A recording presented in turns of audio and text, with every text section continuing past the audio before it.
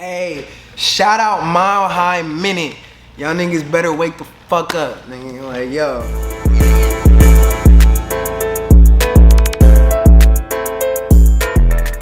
Alright. Mile High Minute, #1 podcast in the universe. Today we are live in Compton, California with Dwoodz 2G, man. What's the word? Hey, what's up, yo? It's good to see you. Hell yeah, good to see you again, Thanks man. for having me. Of course. Shit, we first linked up in Denver probably 4 years, 4 years ago at this point. Right, I want to say like 2019 or something around there. It's been a minute, man. Right. This is your first interview with Mile High Minute, though. Yeah, facts. First interview. Facts. It's Shots been kind of a video. long time coming. I remember I was looking to get an interview a little bit ago. But, Shit, well, we here now. yeah, we are. Hell yeah, man. What's up, y'all? Well, let's get into your backstory a little bit. So, where are you originally born? Yo, so I'm born in Seattle, Washington, and I lived there till I was 11. Yeah. And then, where'd you move after when you turned 11? Oh yeah. I live with my grandma and my sister, and my grandma moved us out to Denver because in 2008 it was a lot cheaper. So we went to Denver because it was cheaper than Seattle.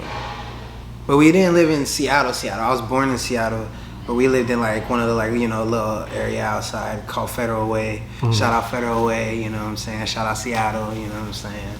So yeah. Okay. And we moved to Denver. When did you move to Denver? Like 2008. It was around like Obama. Oh, okay. Like when he got in office? around when he was running and he was doing his runs and campaigns. He was in Denver. I remember him being in Denver, and we were like downtown, and he was like downtown and shit. That's dope. Yeah, I remember all that. Hell yeah. It's crazy. Okay, and so you lived in Denver 2008 until recently, right? Right. Yeah, I just came out here to LA. I got a room in Compton here. We're here at Planet Health Compton. They let us use the space today. Yep. Shout out Planet Health in Compton. But yeah, I just came out here to just build my resources and meet new people and see what I could do out here. Like, I had done a lot in Denver, you know what I'm saying? And I guess as the creative person who works a lot, I feel like I've been, overlooked, and I feel like a lot of the shit I've done has gone unappreciated. Yeah. And I love Denver, and I got all the love for Denver. I just came out here to just build more, find some more people who I can be around, who appreciate the art that I make, and just build more bridges with people, find more opportunities out here. Yeah. I'll probably be back soon, Oh yeah. All right, well let's talk about Denver a little bit more. So you basically kind of grew up out there. Facts. What was that where you got interested in the music while you were in Denver? Or? Yeah, like low key, I've always been like inspired by movies, like Get Rich or Die Trying, 8 Mile, and all that shit. You know what I'm saying? And I don't think I really knew that I wanted to be a rapper yet, but like I think I don't know. It was like Lil Wayne behind the music, and I was just getting inspired by all the shit that I was watching, and I started rapping in like 6th grade. And then I met my friends because I was new to Denver and shit. So I met my friends around that time, or like a year later, and we all started rapping together, smoking weed and getting drunk and freestyling over like Leather So Soft and You're a Jerk and all those kind of iconic beats at the time back then. And and that's when I started rapping, And then like high school hit, and I was just like, shit, I don't really see myself doing anything else besides this. And so then I started to actually take it serious at like towards the end of high school. Right. Yeah. Okay, no, that's dope. So you named a lot of influences and stuff like that. You kind of just start rapping with the homies or what have you. Right. And then, were there any other things you were open-minded to doing growing up? Like, were you into sports at all, or was there any other Skateboarding. Yep, I remember you. Yeah, skateboarding. Honestly, like we met at the skate park, Denver skate park. Huh? Did we meet at? I remember you guys were there. Did we meet at the skate park when we shot that first video? That was before Vegas, right? Yeah. Okay. Yeah, that's crazy. Yeah, no. I started skating around the same time I started rapping, and being a new kid in Denver, you know, I didn't really have friends. And like I didn't really know people, so I would always be skating. I'd be at the skate park, and then I started to make friends through the skate park, and then we ended up going to the same school, and it's just like water. And then we ended up going to the same school, and I'd always be at the Denver skate park. Shout out Denver skate park, you know what I'm saying? That's kind of been a big part of my life, low key, is skateboarding, skate culture. You know? Do you still skate? Yeah, I was gonna wear the SBs or the Grant Taylors, but I didn't. But I'm always skating. Like the people here, they probably see me skate down this street like almost every day. You know what I'm saying? What's your best trick? Shit, I do this like sex change, rock to fakie. I skate more like transfer on like the ramps and stuff. Right, like vert. And so my best ground trick is probably like a heel flip on a good day. But I'm a shit street skater. Heel flip was one of the first tricks I learned when I used to skate. So you did it. Yeah, you used to be able to do I used to heel flip. Varial was probably like the best trick I was able to, like on ground. I could never trade. Right. Nothing like that. What about stairs? You like all in stairs and nothing?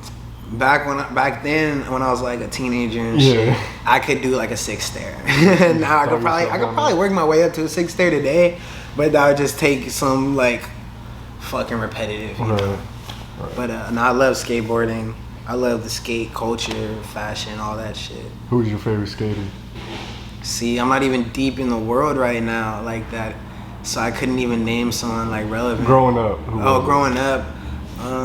I'll say I was looking up to like niggas like a Paul Rodriguez. And shit like that. You know, Ryan Sheckler. Yeah. He was real cool because he was like the young nigga who was like the nigga, you know, just popping and shit. Yeah. You like Plan B? Plan B was cool. I never skated any of the decks. Like some of my favorite of the skate decks were like Girl. Okay. But being in Denver, I would always be at like 303 boards. So I always skated 303 boards. I have one right now that I started 303 boards. Yeah, because I had to bring it to LA. I'm like, yo, when I'm at the skate parks, I gotta like let niggas know, you know what I'm saying? I'm from Denver. I'm still skating Denver shit. You know what I'm saying? Yeah. So I'm still skating Denver shit out here. Oh yeah. That's hard. Okay. So as far as the rap scene goes, like, how were you? I know you were talking about kind of the beginnings of you rapping, but how were you kind of introduced to the rap scene as a whole in Denver? Or like what artists kind of stuck out to you and you're like, all right, I want to tap in with them, etc. Or was it like, damn, this scene is small? Low key, bro. I'm from, like, I was in the projects in the Sun Valleys. I shot my last video there. Huh? On the north side? In the west side. Oh, Sun Valley. Sun Valley's right there off 10th or Feds, you know. Yeah, don't listen to me. And fucking, yeah. And so I was from that area, you know, and nobody really, and I moved to Inglewood, you know what I'm saying? But nobody from where I was from was rapping. Like, niggas, the little niggas now are rapping and doing their thing, and much love to all of them because they're putting on, they're doing their thing, and I commend them. But like nobody from the west side of Denver was really rapping and doing their thing, you know what I'm saying? Yeah. My homegirl though, one of the first artists I knew about, my homegirl put me on the Ransteez. Oh yeah. And she was like, yo, you should work with him. He was definitely popular for sure. Right. And she sent me Dummy Pack, and I was like, I didn't know what to think about it because I had just started. I was just starting. I was like, I don't know him. I don't know how this works, you know what I'm saying? Yeah. And now that's someone I collaborate with, you know, all the time, whether it's like I'm trying to make some merch or like, you know, I want to make a song with him or something like that. Like, he's real cool. He showed me love. He's one of the only people in the city that showed me love, like, as an artist, too. Yeah. So, like... We kind of almost got connected with some shows and shit. Right. With Ransteez, you know? Right. And then, and I heard about Trev Rich, signed the Cash Money deal. Yeah. You know? And I feel like he's another staple, like you guys, Mile High Minute, and, like, Trev Rich, he really put on, you know what I'm saying? Spider-Man, all that shit. But I wasn't too familiar. I feel like See, I feel like the reason Denver, I feel like had this stigma because I feel like there was a big horrorcore scene in Denver. Are you aware of that? I don't think I'm too aware of it. Nah, I feel like the underground rap scene, there was like this big horrorcore underground rap scene. I would definitely say there was a huge like underground scene. Right. I guess I just never referred to it as the horrorcore. Right, or maybe not even horrorcore, but it was a big underground scene and like I'd say even like Ransteez kind of led that. Kind of under. It's okay to cry, you know. Right, that underground wave, but I'm talking about like pre 2015. Okay, yeah, you know what I'm saying? On that, yeah. You know what I'm saying? So like, people have this like idea that like there is no like talent or like Denver rappers suck or whatever, like, but I feel like people haven't got the right eyes on us and shit like that. But like what you were just saying, that underground scene from 2015 to like now and shit, that they made their wave and still working and everything. But fuck, what was I getting at? I was getting at something though. Oh fuck, man. What do you think where do you see the Denver scene going from where it is now?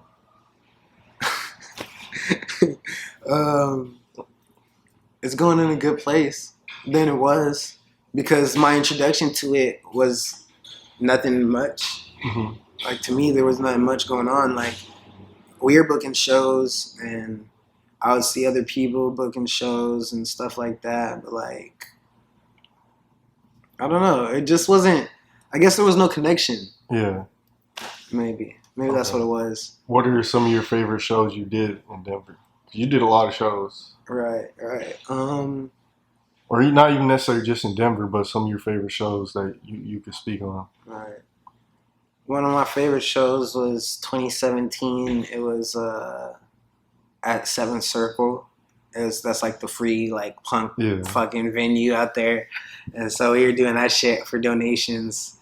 And we fucking killed it. We packed the whole little garage, little house, and we packed the shit. We were spray painting on the walls, and fucking I performed one of my solo songs and got a good, it was received very well, and everyone had a great fucking time. And that was a moment where I was like, okay, we're doing it. We're doing the right thing. We're going in the right way. You know what I'm saying? Yeah. And then another good show was 2019. Me and the Jihad Gang, Young Rez, and actually he changed his name to Dead Poet Saint.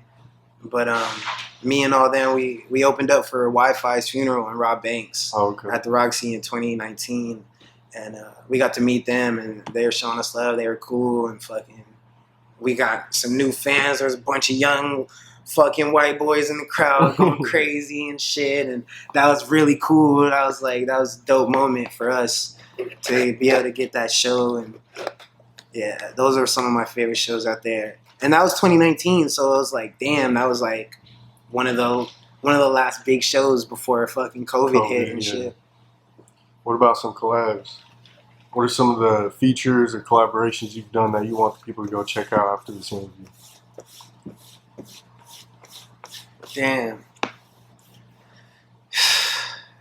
Yeah. So this week I'm dropping a song called This Time. And oh shit, the song's probably gonna be out by the time the interview drops. So yeah, go check out the song This Time. It's featuring the homie Kazi J, and the homie Bam, Bam Music. You know what I'm saying? They out here in Denver. Denver. These are Denver artists. Kazi, he's doing his thing with the Heartless Gang merch. I don't know if you've seen it online. I've probably seen that. But yeah, those are the homies. We made this song at the studio one night. I had put the shit down, and they thought it was dope, and I let them hop on it. They wanted to hop on it. Yeah, that shit's dropping. I did a song with Lil B like a year ago too. Lil B? Lil B. That's hard. I'm fucking blessed, nigga. Yeah. Fucking bass god vibes, you know what I'm saying? Fucking Miles Morales. That dropped actually a year ago, but you know what I'm saying? Niggas don't know about it, so that shit's out featuring Lil B. Shout out to Bass God.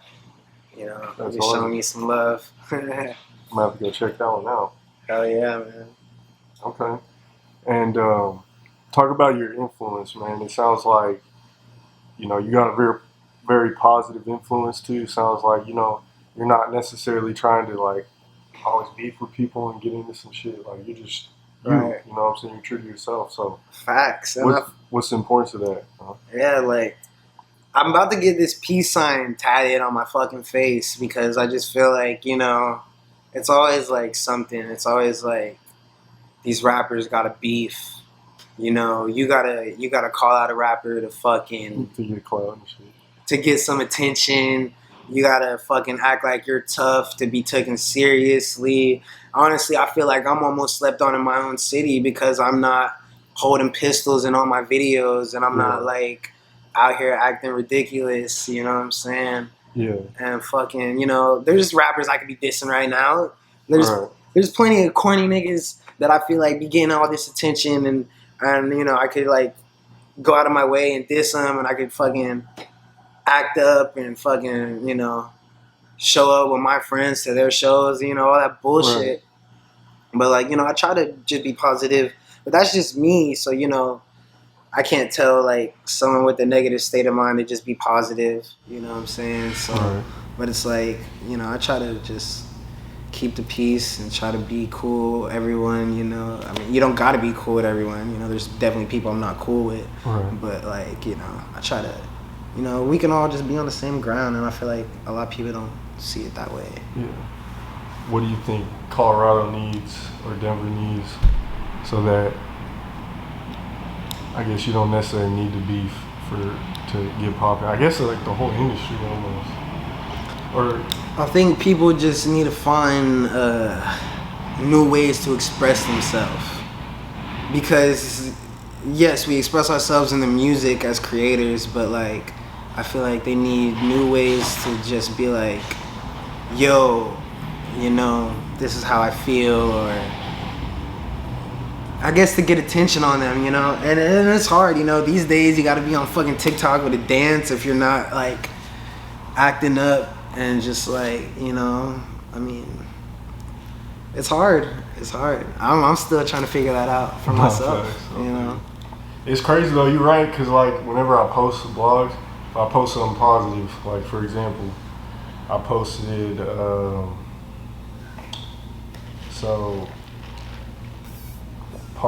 was a Park Hill artist, Colorado Miracle, and East Denver artist Trey Funk CONDONE. You know, congrats to them for winning. It was a contest by GBLs, underrated too, with Steve Lobel, who's an industry executive. Gets like 100 likes. You know what I'm saying? Yeah, that's cool. Yeah. But then like I post, you know, there was a shooting at a show in like Montbello, gets 3,000 views, over 3,000 views, 215 likes, 50, you know what I'm saying? Like, it's just like, no matter, it's like people will eat that negative stuff up all day, so you're right. Right, and I wonder if it's just like sometimes our human fucking instinct to just float towards what's negative, unfortunately. But like, just crazy stories in general. What's crazy, right? Yeah. And what's controversial and all that shit, you know? But yeah, how do you feel about like Mile High Minute and like rap lists and stuff like that? Where do you think we can improve on? Shit, man. I don't know. Just y'all are doing it right now. I guess just keep your ears to what's happening. You know, keep your eyes on even the people who have like 100 followers or something. You know, because a lot of people don't understand what this all happens behind the scenes, you know. I'm someone who's still figuring it out, who kind of has an idea, you know, but like I remember when I didn't have an idea, and I remember when I didn't know what to do. How do I even get seen? How do I share a song? How do I have people share my song and shit like that? So it's just like, you know, I guess just keep your ears and eyes open. But y'all are doing it, yo. Like, commend to y'all. Like, yeah. I appreciate it. Yeah, definitely. Okay. Where are you at now with your music? Like, how do you feel about it compared to when you first started? Everything is much better than when I first started, but but I definitely have a long way to go, because the last music that I've been dropping was like it's very much what I wanted, but a lot of times I was still experimenting in like the last couple years, and I feel like I've gotten to this place where I know it. I know what the people want to see from me or hear from me. Yeah. I know what I like, and I know how I want to project myself now on the record. And I just right now I'm just kind of trying to find the right production, you know, and that's another reason why I'm out here trying to find new people to work with. But like, yeah, that song's dropping, and I dropped that Dark Skin Martian, a single that's on all platforms, y'all. But I'm really taking my time to make sure that what I give everyone next is going to be worth paying attention to. Because I feel like I've been overlooked, and I feel like that has to stop. You know what I'm saying? Like, that really has to stop. And I'm going to do my part to make it stop, and I'm going to do my part to be seen. And so I'm going to just take my time to make sure the next records, the next videos are going to be, you know, worth everyone's time and worth keeping up with me and watching what I do, because the journey has been incredible and it's not going to like slow down. So I want everyone to pay attention, and I want everyone to listen, because, you know, I used to just rap about like smoking weed and, you know, like fun shit, you know, and that was cool, but like I feel like, you know, the production was off when I started, and then I got a little bit more serious, rapping about things more in my feelings, more mental health related, and that was good, but it can be great, you know what I'm saying? And so that's just what I'm working on, is just making sure everything's great, you know. I dropped a lot of videos over a couple years, and everyone can enjoy those, everyone can listen to what I did for now, and I'm just working on elevating everything to the next. Hell yeah, man. Okay, dope. You got any like future plans for projects, shows, collaboration, anything that you want to speak on? You know what I'm saying, that you have coming out? Mm-hmm.